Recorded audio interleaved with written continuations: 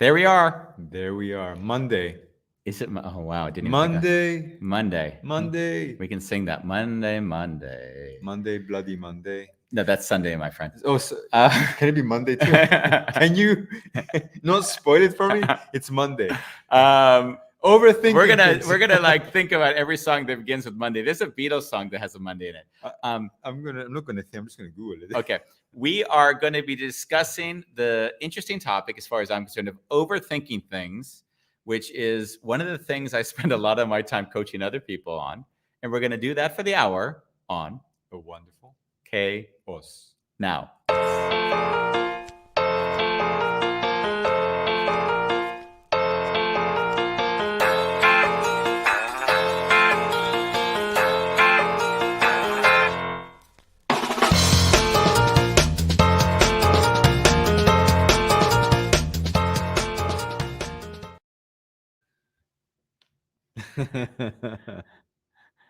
And a little bit up. Yeah, here we go. Oh, more of your shoulder. Yeah. A bit more Andy's shoulder. I think I want a bit more of you. This is such a nice subject, actually. It's a great subject. I'm overthinking right now. Bulalang. Yeah, it is Bulalang. Yes, we just saw it was a comment. We had assumed. Hello, friends. Today we're on a holiday here in South Africa. Which means you have an hour to spare, Bulalang. Enjoy South African holiday, Bulalang. Send you a lot of love. How are you? How was your weekend? My weekend was good. I don't know what the hell I did. I got my first COVID vaccine yesterday. How are you feeling? Was it yesterday? I thought it was Saturday. Saturday. Yeah. Got my first. It was no reaction.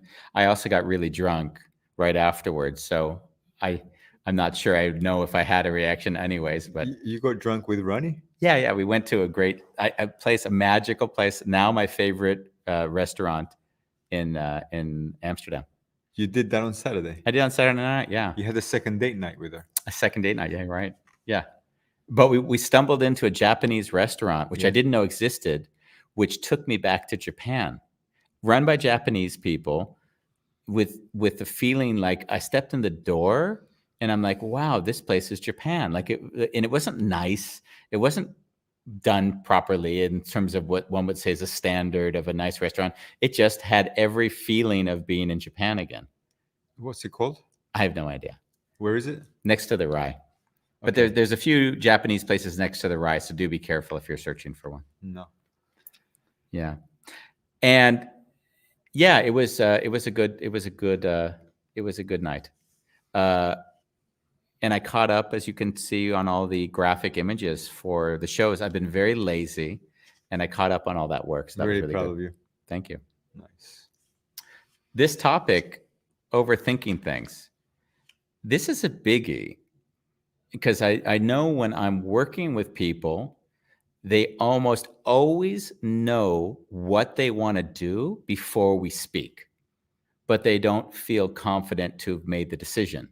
So then procrastination kind of sets in. And the thinking kind of prevents them from taking action because they're anticipating anything that might go wrong. Yeah.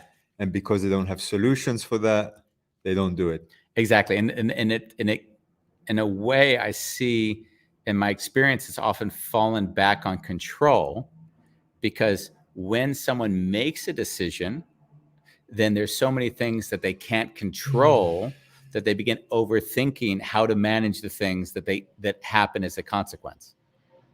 Yeah. And that's a bit of the dilemma, is that when you make a decision or anything in life, there are always going to be consequences you can't yet see. And since the mind doesn't like things it can't see in general, it tries to fix the things which it doesn't even yet know. So I have often seen that process is something that I'll support people with when I'm working with them. Yeah. And I can imagine, and correct me if I'm wrong, your support is more not finding solutions for the things that their mind is creating, but to actually feeling comfortable with fucking up. Yeah. Yeah. Or what I would often hear myself do is they'll emotionally, just happened recently. I'm trying to think of the discussion with someone where they wanted to leave their job and they were hedging, and they were thinking about, do I want to go to this other job or stay in this job? And my question to them was you're already telling me all the excuses why you want to stay in your current job. So why are you just not embracing that? Like, what's going on? So that invites the deeper discussion.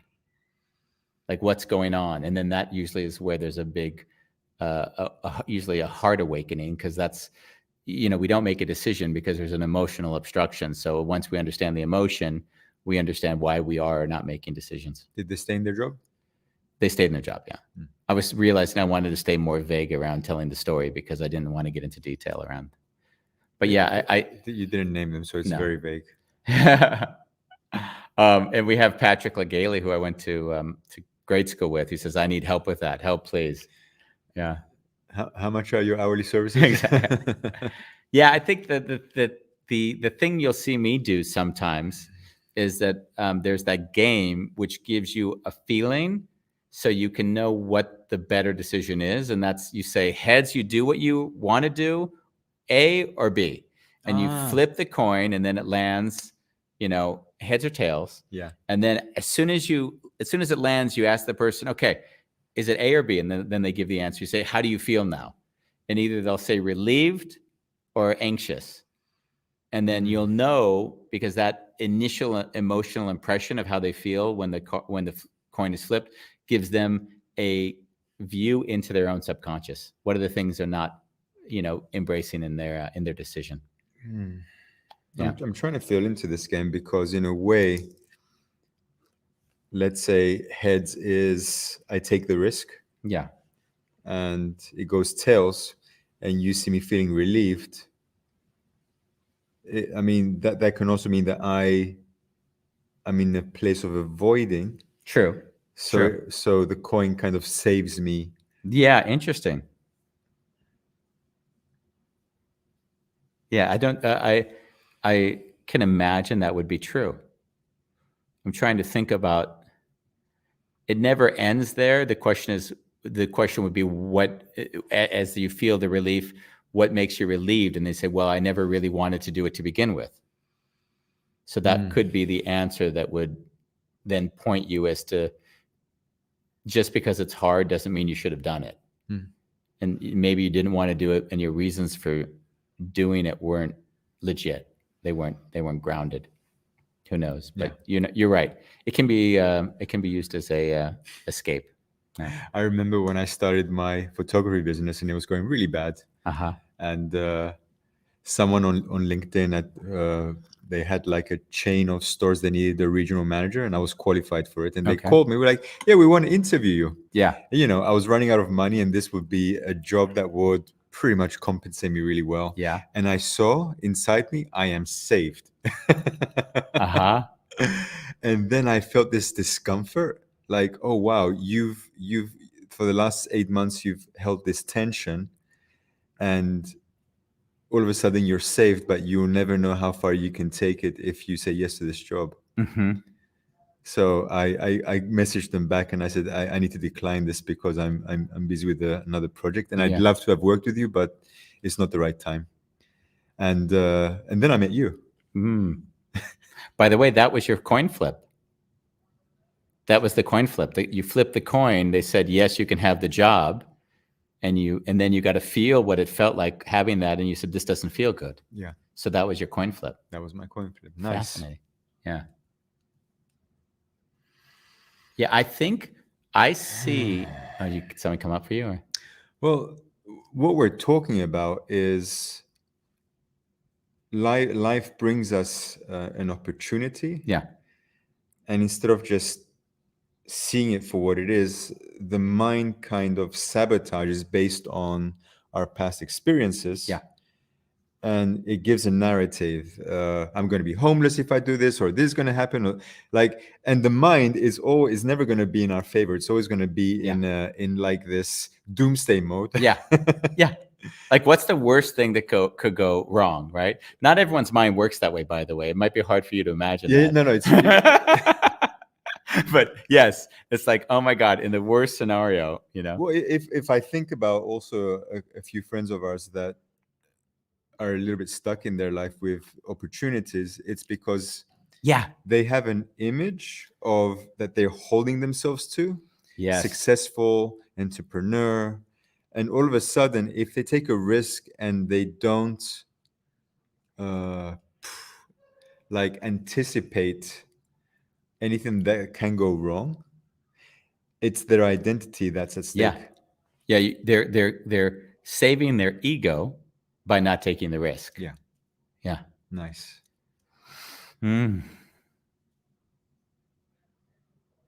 Yeah, I see overthinking, as I started with, is also very much connected to control. Yeah. Because once we allow ourselves to say, okay, I don't really control, things happen, then I don't feel like I'm stuck in any single decision.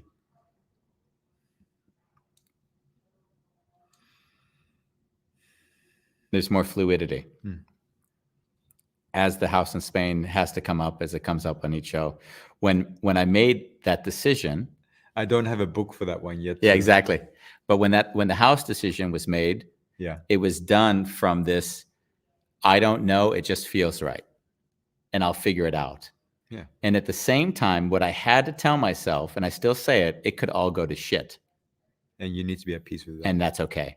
And if I didn't say that and allow that to also be okay, I see that my mind would struggle like, well, what if it isn't okay? And then I get into my overthinking mind. So the fact that I've allowed it to be a risk and celebrated it and made my own narrative around it has allowed me to relax the tension that it has to go well. If there's one thing that I've learned from you, again, it's another Andy lesson, life lesson. It's be aware of what you're saying yes to. Yeah. And if you say yes to, you can never blame anyone. It's all about taking full responsibility for what came your way because you said yes to everything, including the risk. Yeah, I guess that's the And I didn't quote him, by the way, but that's the gist of it. Yeah, I guess I would say, I would look at the polarity of the thing. So I'd say everything I project into the positive version of the story, I have to accept, and everything I project into the negative part of the story, I have to accept. And then I'm just present again, and then I get to experience life as it actually is, not as the narration of it being really one way or another. Yeah. And what I see, and this is what I've seen happen a lot, and I've seen it happen in some of the female relationships I had when I was in my 30s, where it didn't go well with me and the partners at that time. They weren't usually very long relationships, but I noticed that some of the women had really big expectations of what life was supposed to have been like by the time they were 35. So they, at the moment we're just getting to know one another, we're very firm often on, but the relationship has to be like this and that. So there was a lot of, like, instead of just enjoying our time together and letting it unfold, there was a dictatorial way of like, yeah, but we'll have to have children in the next year. Or there'll be, so it was very, very directive.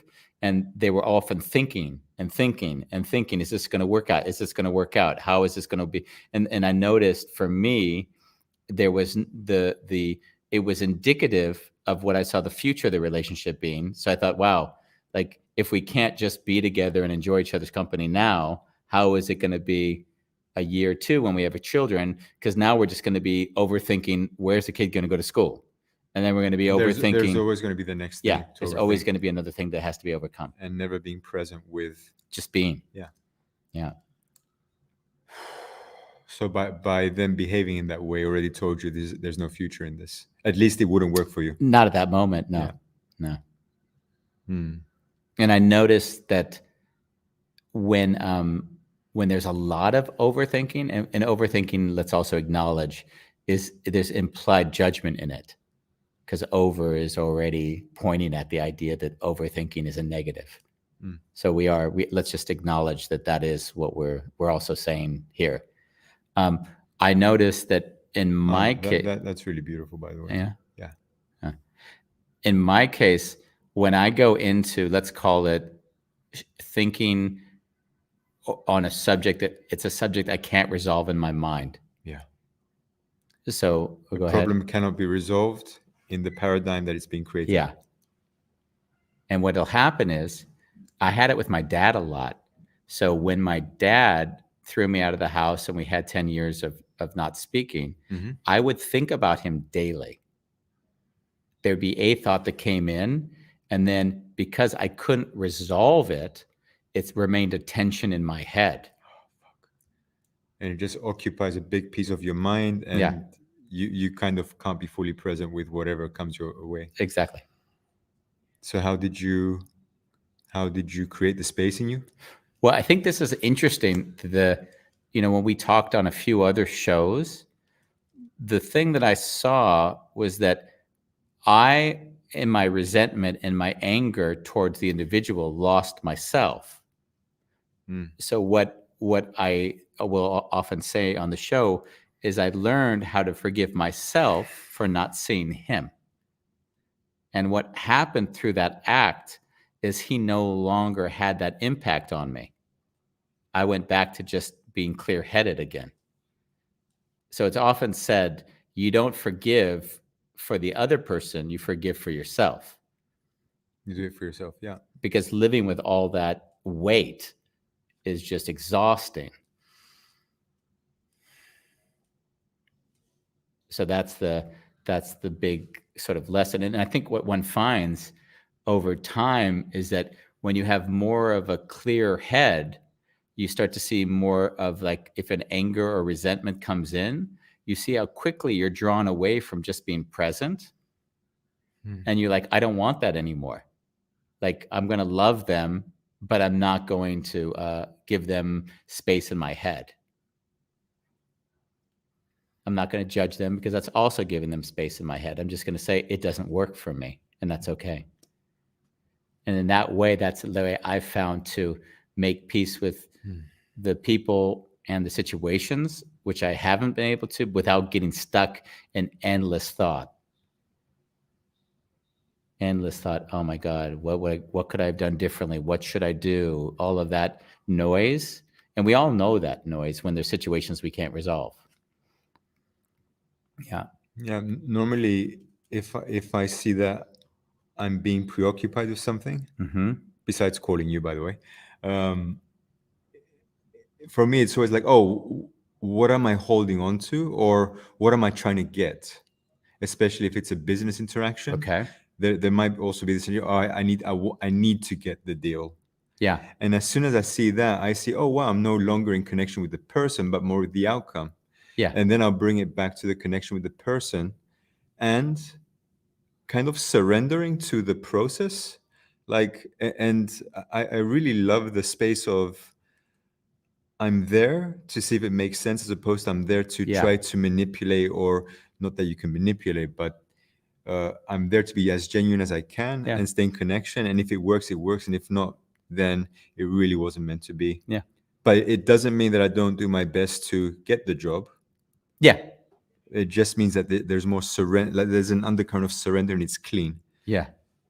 Yeah. You allow it to unfold and trust in the process, as opposed to drive to an outcome. Yeah.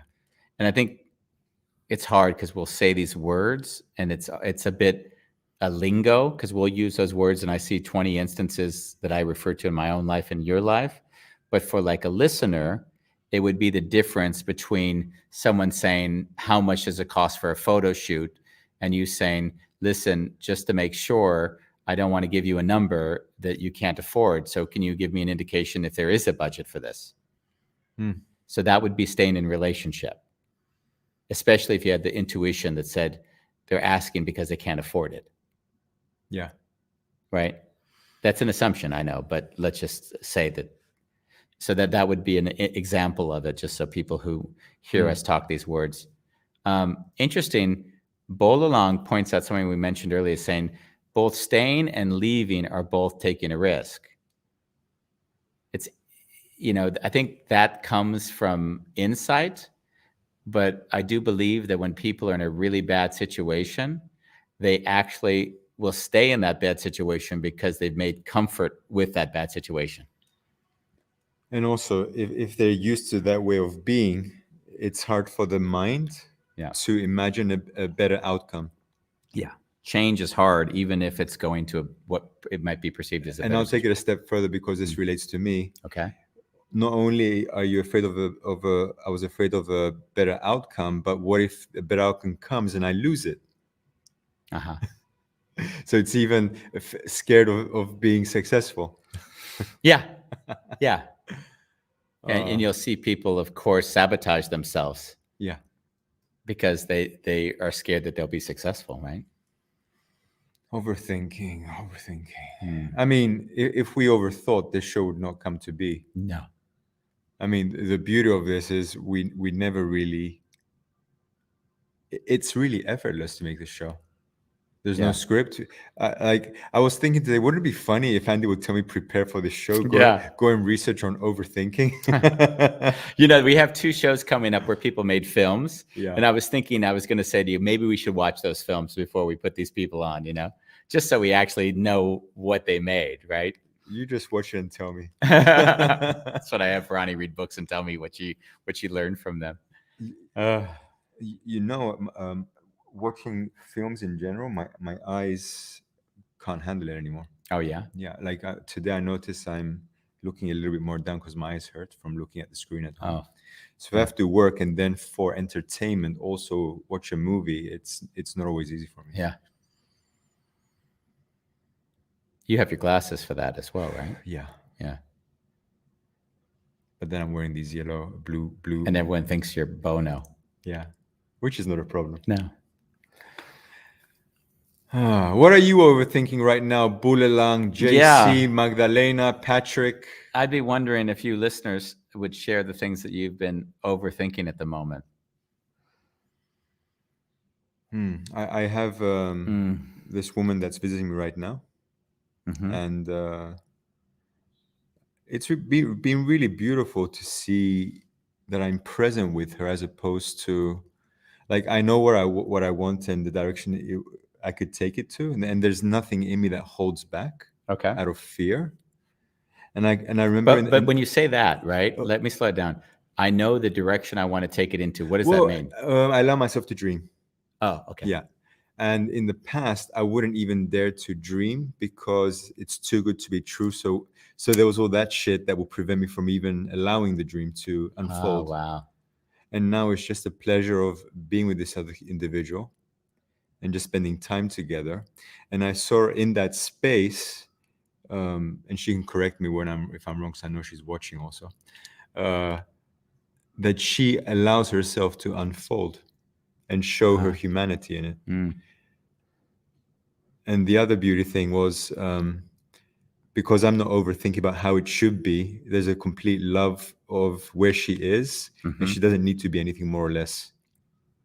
Where in the past, I would need something from the other person. And it's funny, I don't know if it's my age or spending too much time with you, reading all your books, but it seems to be quite a joy for me to be in a space of, I'm not thinking. Like, she might say to me tomorrow, it's too intense or it's too this, and it wouldn't be personal. Nice. When we say personal, I use the term a lot, and I do like to explain the terms we use and what we reference when we use them. Oh, it means that I don't blame her, or I make it about me. Oh, me. Like, and then I don't get to see her and what she actually is saying. Yeah, that would be personal. Can we bring someone on? Yeah. Patrick. Where do you know Patrick? We know him from grade school. I went to first grade with Patrick, maybe even kindergarten. Oh, wow. And that must be his little one.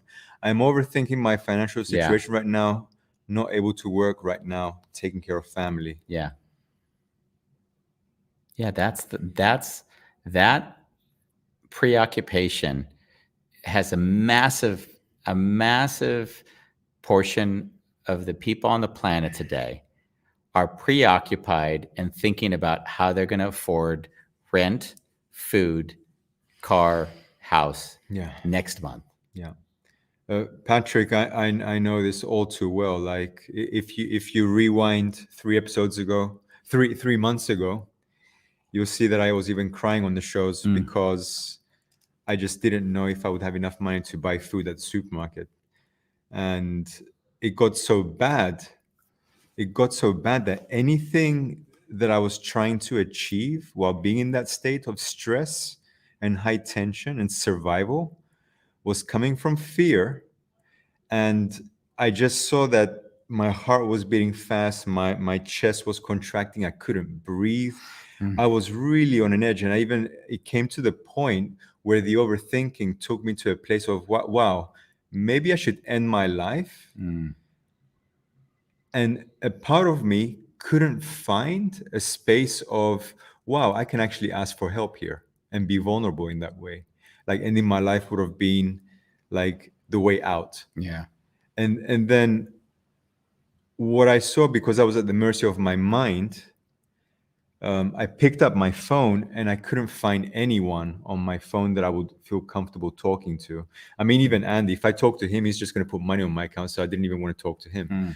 So I thought, let's call a doctor. And then I thought, shit, they're going to give me medication or a therapist who doesn't know how to hold space. Yeah. And what came to me in that moment, which was really a game changer, is I have this app called Breathwork, and I put it on a timer of 100 minutes, and I didn't leave the floor. I sat on my knees and I did breathwork for 100 minutes. And it was really funny because as I breathed and I was crying, and after the 100 minutes, not only were my legs numb, but there was a space in me and I couldn't find the overthinking anymore. It was as if the breath creates spaciousness and relaxed my body, because you can imagine when you're tensed, we're not breathing. So, I can't say it enough. Like sitting down to breathe is one of the biggest game changers. And from there, having that spaciousness, I was able to see where I was, and I could start to make changes and even get creative because there was more space in me. And in that time, now I do half an hour a day, but before it was 100 minutes every day. And I said, I took the fact that I wanted to kill myself seriously. And I said, if I'm willing to kill myself, then you're going to sit your ass down, boy, every day, 100 minutes and breathe. And that was really a way to get out of the overthinking.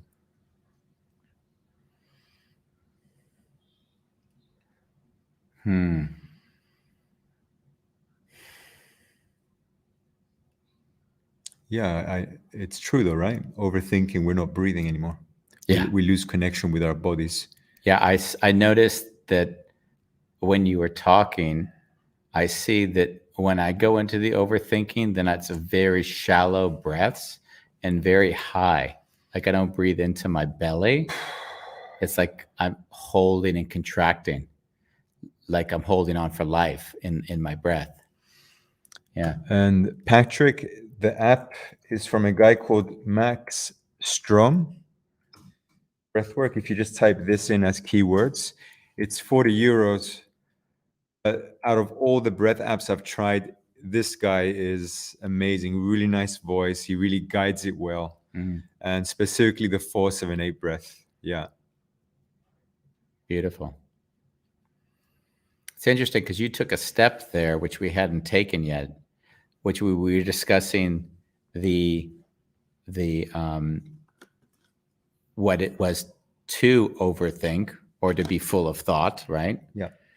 If we want to make it more, less of a judgment, but more of an observation, then the point would then be, how does one deal with it? And you said one way just now was to slow down and breathe. Yeah. Yeah. The one thing I've noticed in overthinking is that when I've been there, the mind doesn't rest. Yeah. So the mind jumps And I've also, just to take it one step further, like when I coach somebody who's thinking a lot, we'll use thinking a lot instead of overthinking for a moment, then what they'll do is we'll make peace with one thing, and before they even have a moment to integrate the thing that they've just become aware of, they jump to the next thing that makes it impossible. Yeah. So when I'll be interacting, especially with people that have, like, say, a bad relationship with another person or a parent, you'll sort of find a way for them to make peace, and then you'll start to say, okay, so what would be the next thing you could do? And then they might say something like, oh, I can have an interaction with them around the subject. And then as soon as they go into that, then they'll go quickly to the thinking and say, but that'll never work because. So they'll already take the step so that they don't have to do the thing they don't want to do.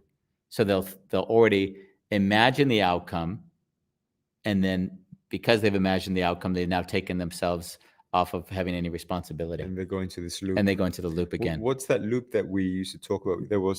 We have a thought which feeds the feeling, or a belief that there's a thought that creates a feeling. The feeling creates the behavior. And then behavior feeds the belief, thought. Well, it would be more of a linear. I mean, it's not necessarily circular as much as it's linear. Is that there's the thought, and imagine the thought comes in your mind, like my dad, and then the first feeling comes up in the past would have been asshole, inconsiderate, egocentric. So that's and then if I look at my behavior, it's now going to be constricted. I'm not going to want to see him or talk to him openly. So now because of the thought created that behavior. The belief is the first thing. The belief, the thought, the belief, thought, emotion, behavior. Yeah. Nice. And yeah, that's one of the harder things for me, is because when I'm interacting with a person who can't find resolve, I'll feel and see the restlessness in their brain to attach to a life preserver, because they don't want to do the hard thing, which might be talking to the person that they're having trouble with. So they'll begin to think about all the reasons that it won't work, and therefore not need to do anything in the end. She's this way. She's always been this way. So they'll start to tell a narration about another person, and in that narration, it takes them off the hook of needing to take any responsibility. Yeah. I messaged a friend today who stopped talking to me because I raised my voice at her half a year ago. Yeah. And I saw that I love this person, and the fact that I raised my voice, I became her father in that moment, and she really shut down and hanged up, and we never spoke again. And I saw that these last few weeks, she's been occupying a part of my mind. So today I did message. I'm like, hey, listen, I just want to say I love you.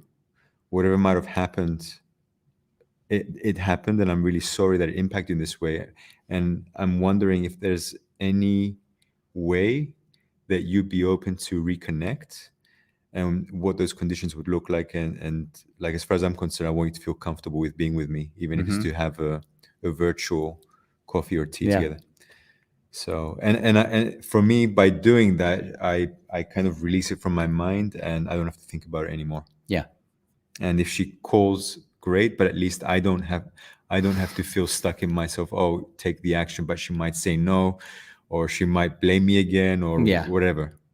Or she'll feel like there's a term that's often used that my mentor Case would often use. He'd call it sanctioning the victim.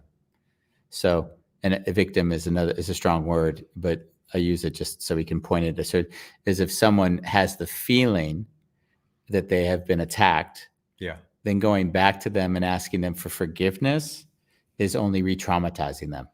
Yeah. And it doesn't mean that they were attacked. Let's get that clear. It just means their perception of whatever it is they felt. Yeah. Yeah. Can we shift to another area? Please. What's that? So we talked about overthinking as potentially creating tension in the body and keeping us stuck. I'm wondering now, where could overthinking be used as a tool to help us navigate life? What comes up for you? You know, what was interesting, I wanted to change the word overthinking in the middle of the show to full of thought. Full of thought, people. Yeah, sure. Because what I noticed in saying overthinking, and I mentioned earlier, there's an implication that that's a negative or a bad thing. It doesn't need to be, but in general, it's accepted as you're overthinking. That's a word that people would use to diminish another. And the point you make is a really good one, is that I've often found that letting thoughts wander, thinking associatively, or letting your mind sort of be full of thoughts without needing to control or manage them is often the height of creativity. Slow down. Uh-huh. So when I hear you speak now, when I think of overthinking, it means there's a small container and there's a lot of thoughts and you keep stuffing thoughts in there and it gets like suffocating. And what you're talking about, there's a small container with an exit and an entrance. Yeah. So the thoughts are just flowing through and you're just observing them instead of... Well, no. I would say, I would call it, the word would be creative tension. Because what I've found is that when I'm pushing a little bit more of the edges of what I feel, like I can tell you when it comes, creative tension comes from me recently. So we've got the new book, right? Yeah. I'll leave the title out for the moment. I What's think the I probably title? already mentioned it. And in the subtitle, every book has taken me, the title has always been easy. And the subtitle has always taken me 2 weeks to a month to get to. Yeah. So the first one was The Last Letter. What was it? Embracing Pain to Create a Meaningful Life. The second one was The Wounded Healer, A Journey in Radical Self-Love. Yeah. And what I saw was that in order to get to the subtitles, I had to like write 50 words down. Like I wrote every word down. And then I started drawing lines of all of the words I associated with those words. And then I'm looking at this picture unfold and I'm trying to create interconnectivity, if I can, between things that don't feel as if they're supposed to be connected, to see if I can create something new and magical from that process. So there is a tension in it. I found it. It's probably different for everyone, but in the creativity, it's I'm thinking, I'm focusing, and I'm letting a lot of thoughts come into my mind at once, and I'm just letting them kind of almost, if it's the room you were talking about, the ideas are hitting each other, and I don't know which of the ideas are going to stick, but at some point they like click, and you're like, wow, and that's when you don't even feel like you came up with an idea. It materialized. You're like, wow, that's beautiful, as if it came from the ether, not from. Yeah. And I noticed, at least in myself, that I spend time having a lot of thoughts as I go through that process. Yeah. It sounds like, though, you're not getting lost in thought. You're very present with the thoughts and you're allowing them. Yeah, but there is tension. That's the one thing I wanted to point out. Yeah. Yeah. There's like a fighting to get it clear. I'm coming back. Nice. Interesting. This is a strange moment. For no apparent reason, Bambos has left his space. He's walking to the front door. He's probably going to get something and bring it here. We'll see.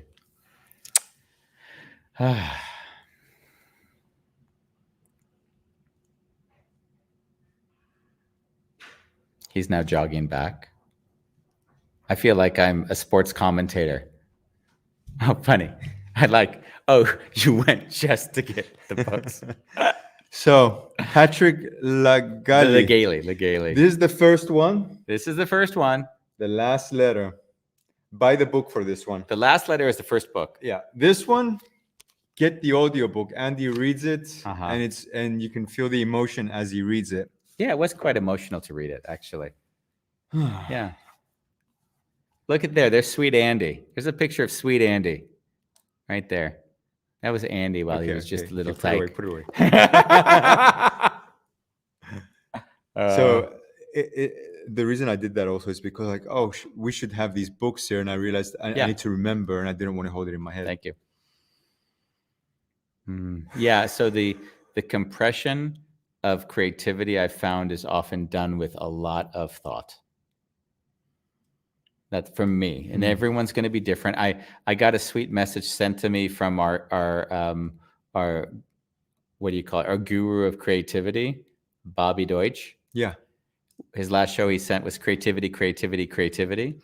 And he sent me a message yesterday, which was a really sweet article about a photographer who basically was talking about the creative chaos of creation and how the unplanned nature and bringing things together that have no apparent relationship are exactly at the heart of what is creativity. Beautiful.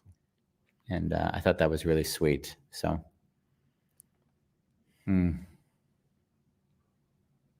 Thank you, Bob Deutsch. I noticed for me, by the way, because of all of the COVID related discussions going on, Yeah. I went to go get my shot on Saturday night, and I noticed that I was actually thinking a lot more than I would normally think. What kind of thoughts were crossing your mind, if anything? I was thinking first, since I was a little child, I hated shots. So I was remembering like the young version of myself, like once I got a rusted nail in my hand and I had to go get a tetanus shot. And it was like one of these weird childhood memories, but the memory, even if it happened when I was 7 or 8, like it has a visceral memory that takes me back there when I say, I'm going to go get a shot again. So it was very interesting to feel into that little kid version who had that feeling of anxiety at that age. And overthinking. Exactly. And the overthinking. Yeah. Yeah. And so that was really interesting. That was one thing that came up. Another thing that came up was the not knowing. So, can you slow down? Oh, yeah. So you become aware that you're the little boy again in that moment. Oh, yeah. I was very aware of it. And how did you interact with the little boy, or how did you deal with the moment? Like, how did you fully let it move through you and let it go, if you did that? I think in a way I wouldn't say I let it go.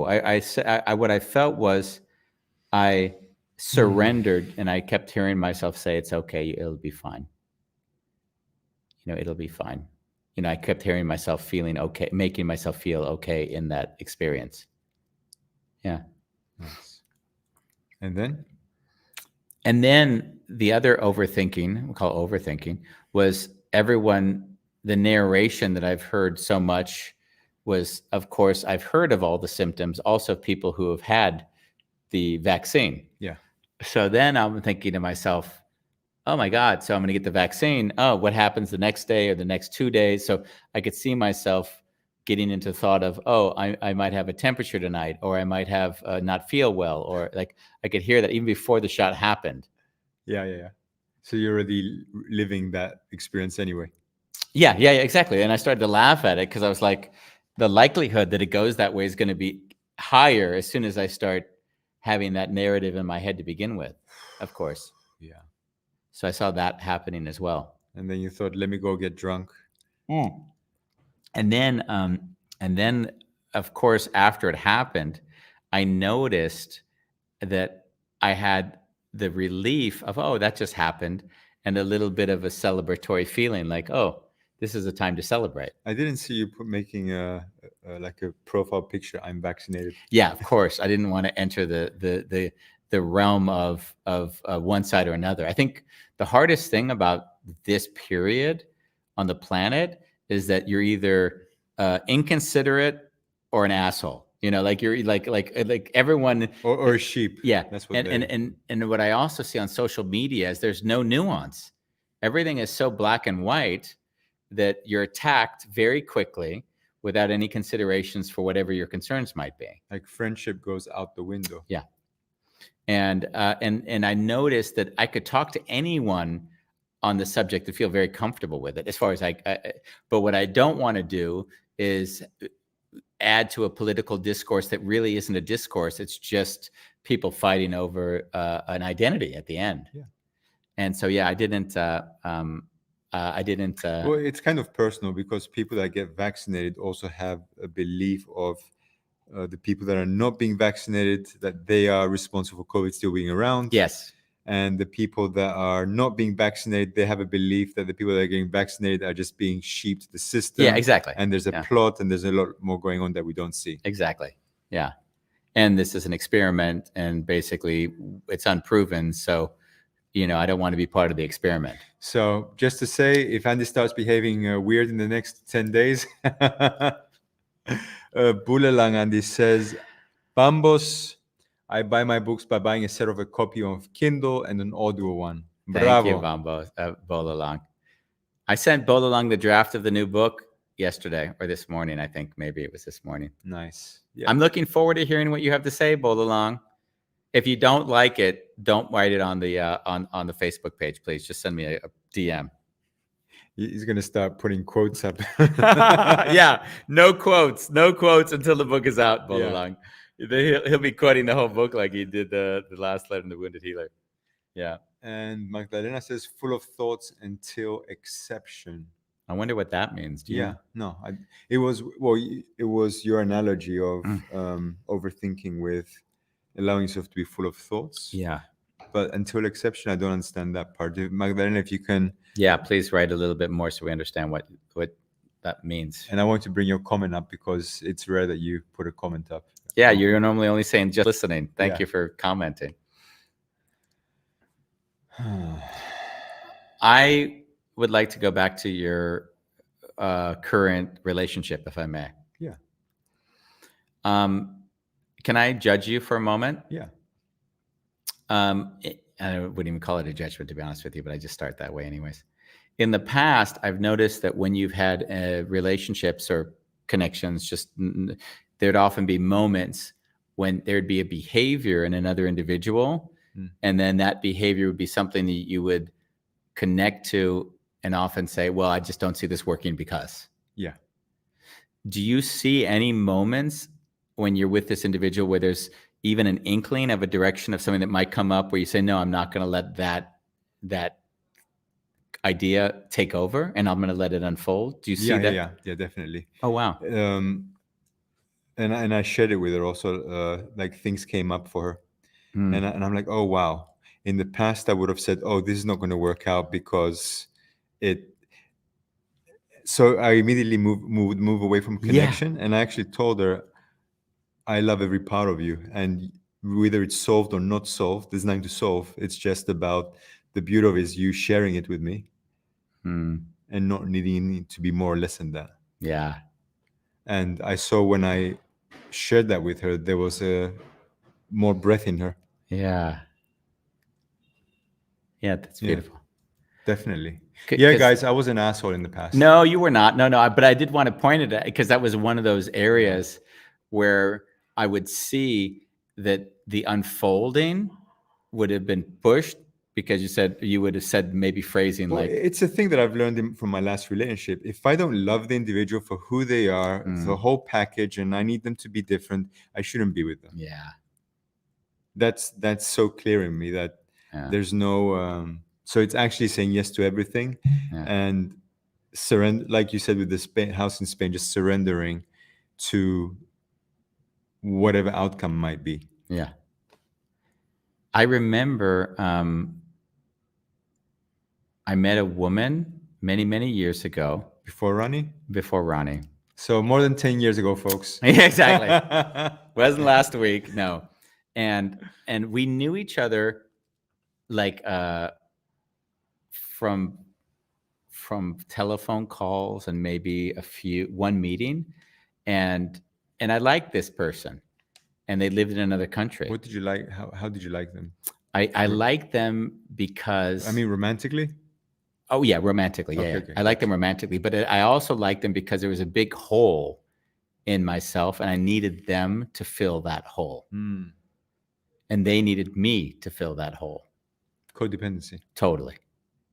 And I remember thinking at that time, I barely know this person. But the only way I'm ever going to figure out if this will work is if we live together. So not that soon after us having met, she moved from her country to live with me in my place in Austria at that time. Okay. So it was really like a very quick, let's see how this is going to work. And on one side, I was very conscious that this felt very rash. And on another side, it felt like the smartest thing I could do, because that was the way I'd figure out whether this was actually something that was going to be able to work or not. Yeah. And your point?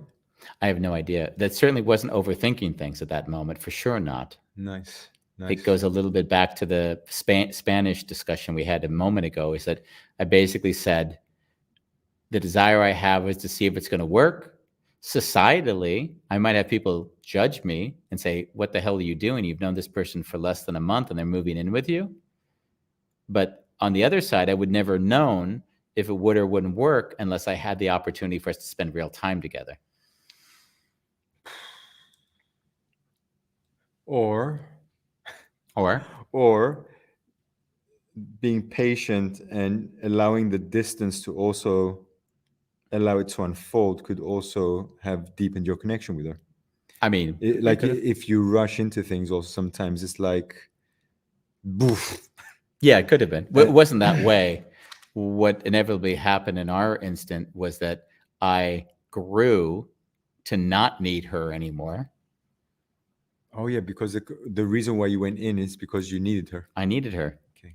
And I think that codependency, I think we've discussed a lot, when you're in a relationship and one individual starts to grow, the other individual starts to say, hold on, you're not the person I once knew. And then there's a whole nother dynamic that's shaped in that relationship. Yeah. So that was a little bit of the dynamic. And that person unconsciously tries to hold the person to as they were. Yeah. And of course, that person did not like Case, my mentor, because Case was the evil empire, right? Yeah. Yeah. He was Darth Vader. Yeah, sounds like it. Magdalena comes back. Accepting. However you decide, it will unfold without absolute control. Oh, thank you. We mistook your word, exception. Accepting. I got it. Yeah, accepting however you decide, it will unfold without absolute control. That is really it.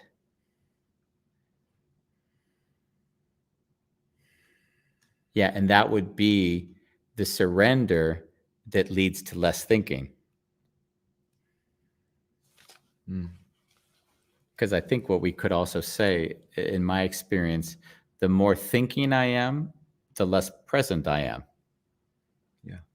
Because I'm stuck in thought. It means when you talk, I can't actually be there for your thoughts or feelings because I'm too occupied with my own.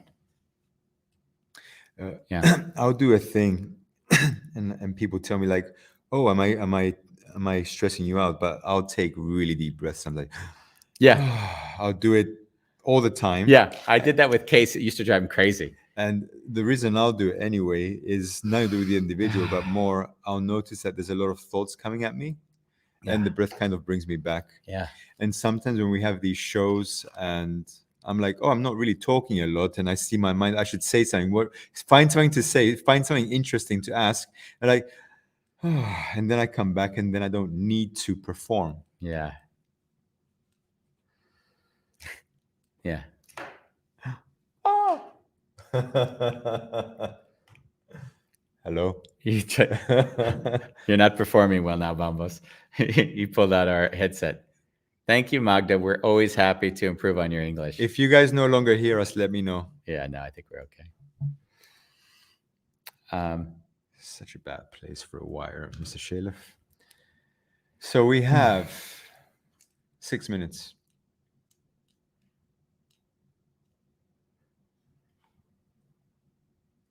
So now I understand better the skull, even though I said do this one.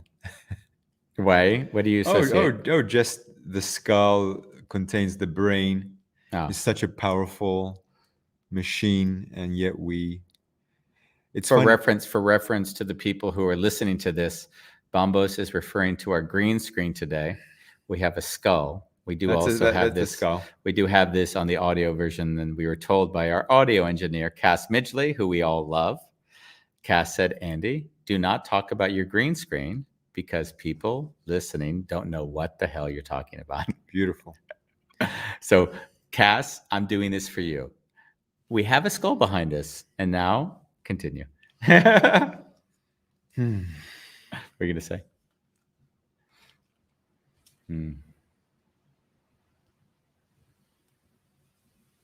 I lost my train of thought. Thank you. Our skull today, that's on our green screen, is symbolic of the brain, which is when it is clustered in so many thoughts, ends up looking like what you see behind us, a shell of itself. Shell. You know, the hard thing with the overthinking is that I've often found, and that was a large part of the Wounded Healer book, was that when one can't make peace with the thought is an incessant thought. You can't let that thought go. So the tool you've seen me use when it's come to overthinking is to take the thing and do the projection reclamation work, which is to say, I am scared as hell that this COVID shot could kill me, and it's fucking great. I am worried I'm not going to be able to pay the rent, and it's okay. I am not sure. Or just stick with one, okay, and take it deeper. Nice. I'm worried that the COVID shot's going to kill me, and it's okay. I'm worried that my life up to this point doesn't have meaning, and it's okay. I'm worried that whatever I'm doing right now, I'm not living my full potential, and it's okay. I'm anxious that if I were to die, all the things that I need to prepare aren't in order, and it's okay.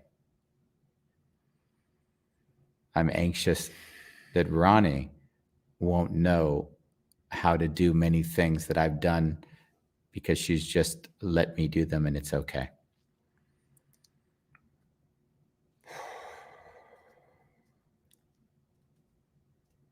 So those would be some of them were not necessarily as active for me, but it doesn't matter. You don't say them because they're active. You say them to see how deep you can feel into each one of them. Yeah. And if you want to know more about it, we have a Facebook group called #and it's fucking great. Compliments of our dear friend, Mr. Bulelang, who said, hey guys. On a show, he said that actually. Make a hashtag. He said on a show, he said, make a hashtag. And then everyone was like, okay, well, what's the hashtag going to be? And then he writes hashtag and it's fucking great. And I thought, what a dumb idea is that? And then the next thing I know, it's the best idea ever. Yeah. So, and it's a Facebook group where if you're feeling if you're overthinking and your brain is holding into story, yeah, you can go on and share the thing that's difficult to share and end it with and hashtag and it's fucking great. And the idea is the page is there to hold the space. It's not there to heal you, give you 100 solutions. For that, there's other groups. This is really for you to allow yourself to put it out there and then see how it feels after sharing. The page has been criticized by some who have thought it serves no purpose. And I kind of had a humorous moment because I thought it serves a purpose for me because whenever I post there, I feel a sense of release. And what I noticed is that release is different for everybody. Yeah. Some people will feel the release, others won't. But the ones who don't feel the release in the publishing will potentially judge it and say this page is useless. Yeah. Which is, there's a Facebook page for that meets every needs. Yes. And this one is for the release. Yes. I had to get, I think, one or two people to say this might not be the place for you. Yeah. Yeah. Beautiful. Well, it was Monday, Bambos. Monday. I don't think we overthought this episode. No. I think we just dived in. Maybe we did. It's pretty fascinating that did you even know what the topic was before you sat down today? No, I sat down like, what's the topic? Yeah. I just knew that it's our show day. Yeah. It's interesting that when we come up with the Monday show ideas, if you have any ideas for shows you'd like to have, or Monday things, topics you think would be good for Bambos and I to take on, please write them. Send it in a message to our Wonderful Chaos Facebook page, so we actually have it, Yep. and it doesn't get lost in the comments, please. And if you can, we are hovering at, a good 1,000+ sort of subscribers on the page and the Facebook page. So it would be really good if we you could click on that like button and share it and see if we can get a few more people to join us each day. I think everyone knows Bambos and I aren't making any money here. Although some people have been thinking that is the case, which I kind of get amazed by. Well, I can send you my bank account. There's no money coming out of this. Really? So it would be nice to at least increase some of the exposure of these activities. And we'll see, because we are also going to take another hiatus of a few months. Yeah. After the first week of September, we are off. Yeah. But I think the off is going to be, like we said, till maybe December timeframe. And then we'll kind of figure out what we're going to do after that. Yeah.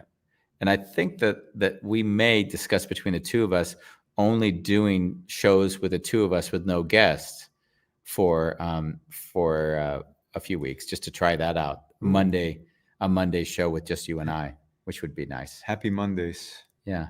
And then we would, we could do the breakfast concert, like eating, like. Yeah. I'll be on the farm in front of my olive trees. I might visit you, actually. Yeah, it'd be nice to have you there. So thank you for being with us again on another episode. And tomorrow, I do not know who's going to be on. That's not the name of the show, by the way. Like we ever know. We'll see you tomorrow. Thank you for being with us. Wonderful Chaos. Tomorrow it is. Yes. Yes. Yes. Possibly. Yes.